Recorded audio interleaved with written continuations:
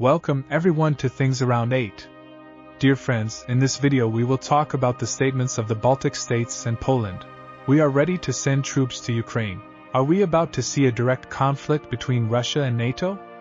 According to the German magazine Der Spiegel, last week, during the Leonard Mary conference in Tallinn, representatives of the parliaments of Estonia, Latvia and Lithuania issued a dangerous warning to German officials.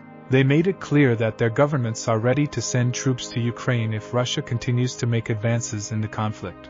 The Baltic officials also expressed their disapproval of the current policy of German Chancellor Olaf Scholz, who has denied Ukraine's requests to use German-supplied weapons in attacks on Russian soil, in line with the United States' position so far not to allow such actions.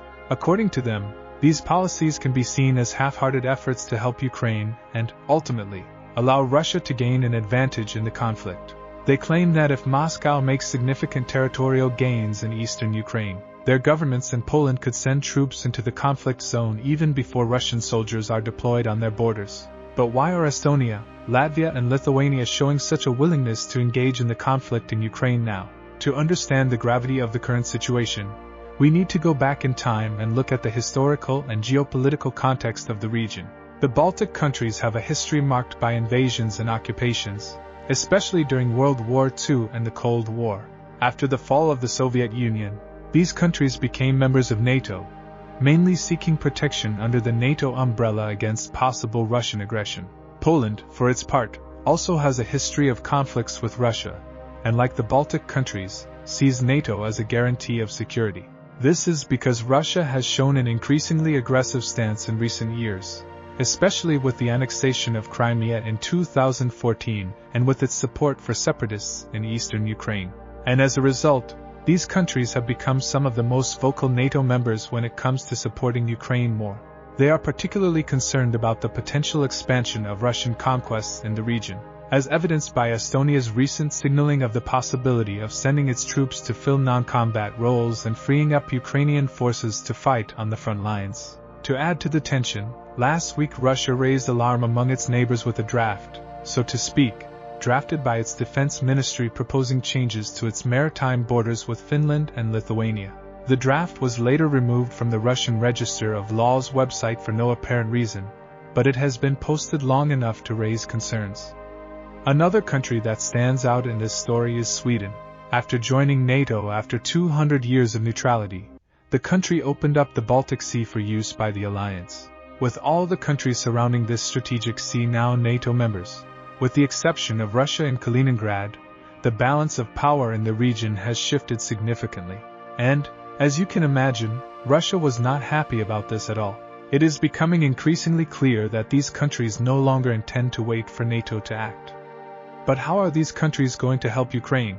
Well, they have well-trained and equipped armed forces, with a variety of armored vehicles, artillery, and air defense systems. Poland, for example, has invested significantly in military modernization, purchasing Leopard 2 tanks from Germany and Patriot air defense systems from the United States. The Baltic countries, on the other hand, although smaller in size, have focused on asymmetric defense strategies, using guerrilla tactics and mobile missile systems to defend their territory. Cooperation between these countries and Ukraine could include sending troops for support roles, such as logistics, intelligence and training, freeing up Ukrainian forces to focus on direct combat. Faced with this complex scenario, NATO finds itself in a dilemma. On the one hand, there is the need to support Ukraine and prevent Russian advances that threaten the security of its members in Eastern Europe. On the other, there is the risk of a dangerous escalation that could lead to a direct confrontation with Russia. A NATO source told the British tabloid Daily Express that no one wants to see NATO troops fighting against Russia. This would lead to a full-scale war in Europe. According to alliance sources, discussions are underway about the possibility of closing the skies over Ukraine, which would require shooting down Russian aircraft and attacking air and missile bases inside Russia. Some members, such as Poland, would be willing to send troops even without a UN mandate. To further inflame the situation, President Biden has made a decision that could change the course of the war in Ukraine. According to U.S. government sources, the Biden administration has secretly authorized Ukraine to use weapons supplied by the United States to carry out attacks inside Russian territory. Among the weapons is the HIMARS rocket system, capable of carrying out attacks on Russian soil, especially in the Kharkiv region.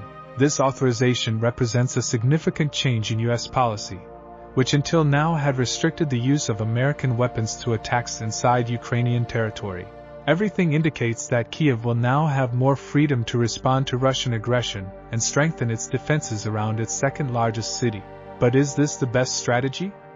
Experts warn that any direct NATO involvement could be seen by Putin as a declaration of war, leading to a much wider and more devastating conflict. As you can see, the war in Ukraine has reached a critical point.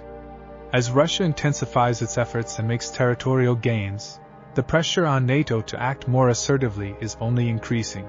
The Baltic States and Poland, on the front lines of this threat, are signaling that they could take drastic action at any time. Meanwhile, NATO is looking for ways to support Ukraine and contain Russian aggression without crossing the fine line that separates us from a global conflict. There are no easy answers, but one thing is certain. The decisions made now will have profound impacts on the future of European and global security. It is up to leaders to act wisely and responsibly to avoid the worst-case scenario. And if you are not yet subscribed to the channel, subscribe now and hit the notification bell so you don't miss any news.